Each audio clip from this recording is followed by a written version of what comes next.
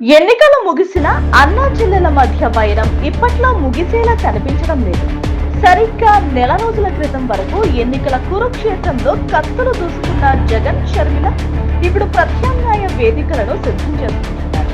ఇందులో భాగంగానే వైఎస్ఆర్ జయంతి రోజున మరోసారి వారు బల ప్రదర్శనకు కానుకుంటున్నారు.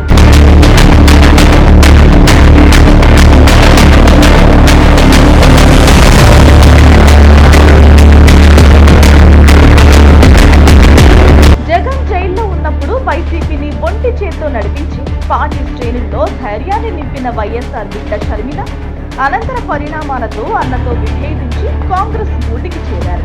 ఇప్పుడు వారి మధ్య పచ్చగడ్డి వేస్తే భగ్గుమనేలా రాజకీయ వైరం నడుస్తోంది.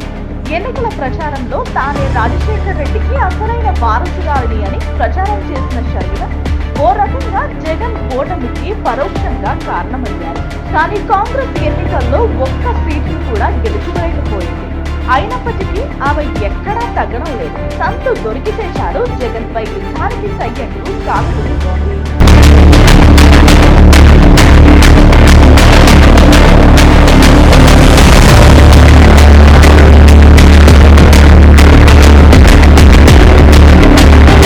తాజాగా మరోసారి షర్మిల తన బలాన్ని నిరూపించుకోవడానికి ఏకంగా వైఎస్ఆర్ జయంతిని ఎంచుకుంది.